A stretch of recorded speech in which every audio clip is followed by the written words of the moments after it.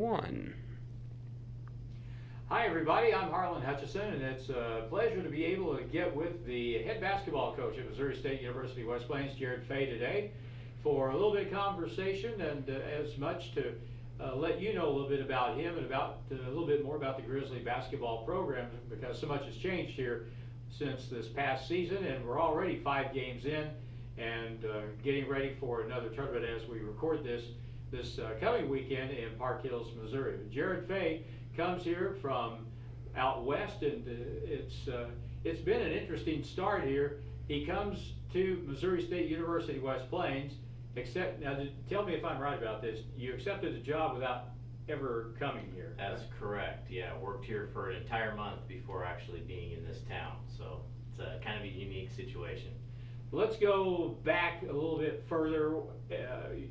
You're from where, and what got you interested in being a basketball coach? Yeah, I'm originally from Post Falls, Idaho. It's in the northern part of the state. And my high school coach, when I was younger, my friends all played basketball, so I got into basketball. And it was actually my high school coach that talked me into coming back and helping coach, and just kind of fell in love with it and realized that's really what I wanted to do, and just kind of, took some different steps along the way, but ended up here. You've had a lot of success at the junior college level. You left for a while and went to Division I, and now you're back in junior college. The thing that you said, and again, this made an impression on me, you love the junior college game. Why is that? I do. I like the opportunity that you have, the impact that you have on these young men. The Division I level, maybe it's a little bit more business-like, and you don't always have the interaction with them as people. There's a lot of really good junior college coaches out there that I think are kind of underrated, and so we kind of have this bond. We're kind of a unique group of people, and just being able to help young men go on and achieve their dreams is really what I enjoy about this level. It's so different at the junior college level than at the 4-year level, because here at the 4-year level, you've got the luxury of waiting a year, maybe another year, for a kid to really blossom and become the player they can be. At your level, it's not even really a 2-year thing. It's a year-to-year thing. And about the time you're starting to get somewhere, they're going somewhere else. Yeah, I've always thought a lot of times when you as a coach just finally figure out how to coach somebody, they're leaving. So it is a unique situation. I think in the NCAA, even with the transfers and all kinds of things happening there, they're kind of turning into more the junior college philosophy. The people that have the systems and the old Princeton offense and certain things like that, I think it's getting harder and harder for them to do that. So we're all starting over to some degree from year to year, and this year's been an exception even because we have very little time to get things ready. We're kind of feel like we're guessing, making our best guess at times to get the guys out there on the court, but so far so good. Situations continue to evolve. It's just kind of a day-to-day deal, and you hope you're doing the right thing and keeping everybody safe. And so far, it's been going pretty well. Talk a little bit about your philosophy of basketball, because coaches, a lot of the time, you'll have somebody that you admire that in the coaching profession. Sometimes it's somebody you played for, somebody you've watched or worked under. How did you develop your philosophy of playing the game of basketball? It really was my high school coach. He's actually not coaching now. He's a pastor at a church over around Seattle, but very, very good basketball mind. So he taught me a lot of things that I still apply today. And then you pick up a little bit from a lot of coaches that you come in contact with. And for me, it's probably been more the head coaches out there, that how well they treat their players and just how genuine they are. People like Tony Bennett and Mark Few. Tony Bennett was at Washington State when I was up at North Idaho. Mark Few, of course, at Gonzaga right there. But more so even their coaching philosophy, I think it was just, what the culture they wanted to breed in their program. And obviously you've seen a lot of success with them. And what we've seen in the first 5 games is a lot of 3-point shots. If my count was correct, we've made, or close to anyway, 79 threes in a 5-game span, and that is remarkable. This past weekend, the games that we played 2 contests up in Moberly, we had, I think, 39 threes or close to it. Mm-hmm. You like to go, right? Yeah, I want to play fast, and I want our guys to play with confidence. So it's a little bit more of a process because you're really teaching them how to play basketball, and we're always talking about making the right basketball play. So it's not necessarily, not everybody has the green light to shoot three-pointers. What we're trying to do is break it down, get guys to the right spots, the right, pace and space is kind of a new term in basketball, but it's kind of how we want to play. And again, once the guys know that's a good shot, that's a shot we don't want them to overthink it. So that's, and we do. We think that's our strength this year is we can shoot the ball pretty good, so we want to play to it. We really do have a bunch of really good shooters, but do you play that way because that's the way you want to play, or does that fit the way kids want to play now? A little bit of both. I think that last few years kind of developed my philosophy, in the College of Southern Idaho. One is recruiting. So you want to recruit to a system that they want to play in, that they watched games from before, thought it was fun. So that's part of it. Also, I think we need to play to the fans. People want to watch fast basketball now. They want to watch a brand that's fun to watch. So it's a lot of things. And once they kind of understand the system, coaching, you can kind of take a step back, and let them play to some degree. And we still have a ways to go, but I feel like we're getting there. There's a definite method to Coach Fay's madness when he put this team together. There was really no way that you could put together an all-freshman group and really hope to be very competitive, especially in a tough region like Region 16. So you have some sophomore transfers, kids that have some experience, and not only have experience, but are pretty good players. Yeah, it kind of goes back to what we were saying earlier. I recruited for an entire month with no assistant coach and to a campus that I'd never been on, or a town I'd never been to. So I promised them all we were on the beach, but we're not.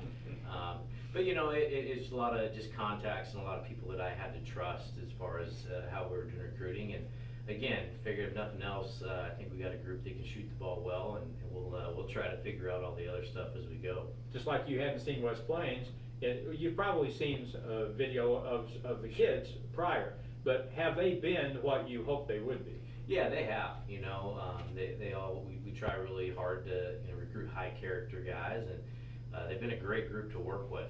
They've really enjoyed it here. And yeah, I really wouldn't say that anybody we signed was a bust, that, okay, we thought they were, they aren't as good as we thought they were. And some guys have pleasantly surprised us, been probably even a little bit better than we were expecting. The jury's still out on some of the freshmen just because they're freshmen. So trying to figure out a little bit how to teach them how to play, how we want to play. But at the same time understanding they're freshmen and they're going to make some mistakes, and hopefully they just keep getting better as the season goes on. If you're a freshman, make no mistake about it, we're talking about junior college basketball, but this is way different than high school. Yes. And you have these sophomores that came in, and so you don't have a roster full of newbies. You've got kids that already know what the score is and what the game is about and how the game's played. Yeah, I think Byron Braylon is a really good asset for us, that he was at a Division I school last year. So time to maybe practice, the freshmen think I'm being too hard on him or I'm being too crazy. He can pull him aside and say, hey, you said you want to play Division I. He's trying to prepare you for that, and he's actually a lot nicer than most Division I coaches. So just little things like that. Really overall too, we try to bring guys that kind of have a chip on their shoulder, that were maybe overlooked, and I've always tried to do that. Guys that are overlooked and that want to appreciate a place like this, but also understand, that they don't have that sense of entitlement that something's going to be owed to them. They realize they're going to come here and work for it, and we're seeing our team come together that way. And we've seen a lot of good things already in the first 5 games, and we're seeing this team really, I think, mature on the run. I was really impressed, and I told your assistant coach, Jason Owens, the other day, it's really amazing to me when you look back the first time you scrimmaged Link year and played them the other day at Moberly. A lot has changed, and this team has really gotten a lot better. Yeah, they have. Again, it kind of goes back to them understanding good shots and bad shots, and we talk about trying to pass up, an okay shot to get a good or great shot, and so they're getting that. Some things, coaching aside, they just have to learn the hard way. We all have to do that in life sometimes. So going and playing at Coffeyville, I think that was a real eye opener for a lot of the guys. Like, wow, okay, I get why coach is saying we can't turn the ball over and things like that. So yeah, I'm very happy with our growth to this point. If you're a player, it's obvious what you're going to get praised for, but what are you going to get in trouble for if you play for Coach Jared Fay? You know, I'd say jogging back defensively is a big thing that we really watch. I try to let our guys play through mistakes because I don't want them always looking over at the bench every time they make a mistake. But there are certain things that you're probably coming out of the game for. If you didn't get back defensively, we really try to hold them accountable, rebounding, blocking out if you missed a block out, certain things like that. But I would say probably the biggest thing is if I feel like they're just being selfish, if they're not in with the team and they're trying to just be about themselves, they're going to have a conversation with me. For some coaches, you turn the ball over, you're out. Not you. You don't do that. I try not to do it right away because, again, I don't want them to keep looking over at me every time they make a mistake. But there's definitely moments where somebody will do something and I think, okay, I'm going to let the next play go and then I'm going to sub them out. Because at the end of the day, we can't turn the ball over. We're going to have turnovers, but we need to limit them as much as we can. And again, even the turnover, if it was a pass that they made because they were trying to do something too fancy or be selfish, I would be upset about that.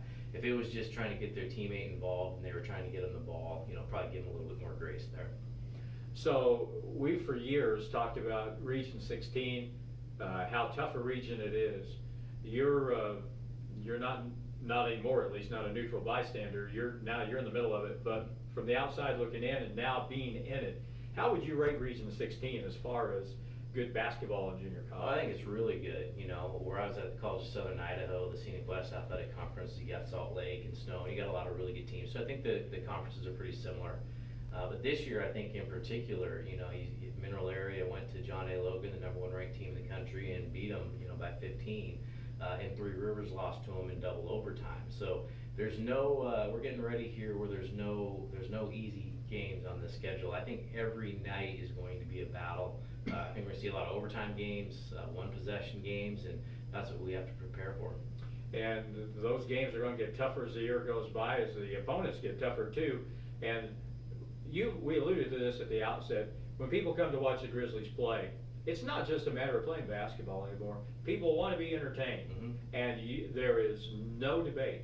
You guys play an entertaining brand of basketball. Yeah, when the guys are really clicking on all cylinders, I can kind of become a fan. I enjoy watching them play well.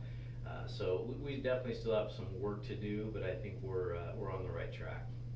And when we get past this pandemic stuff and we're able to have like a normal season, you talk about playing out west, playing out in Idaho, but here in this part of the country, geographically, we have the opportunity to really not travel that far to play a really good schedule of teams. Yeah, absolutely. We had Indian Hills on the schedule this year twice. We're not that far from Texas, but going forward, that's what I'd like to do. I want to go play the best. I've won a lot of games in my career, but I've also lost a lot of games in my career, and I'm not scared to lose a game, especially early. I hate losing, but I think that if we can go play the best of the best wherever, I think it'll make us better in the long run. So already looking forward to next year's schedule and what we can come up with.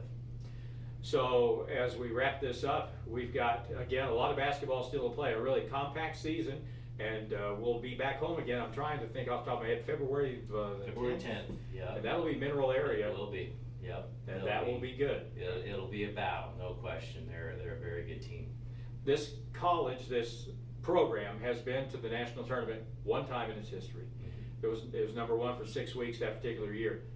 You've not only been to Hutchinson, Kansas on multiple occasions, you played for a national championship out there. What was that experience like? It was great. It's tough losing that game. I never understood before when you'd hear people from the NFL talk about the worst loss of their careers when they lost in the Super Bowl. I never understood that until now because, you make it to it and it was a great accomplishment.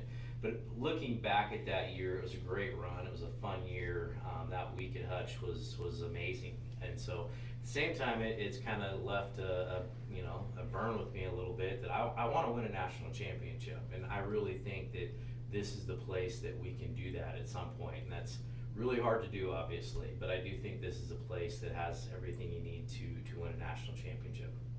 Jared Fay, thank you so much. It's a pleasure to have you here, and we hope we have you here for a long time. Yeah, we plan on it. Thanks, Harlan. Thank you very much.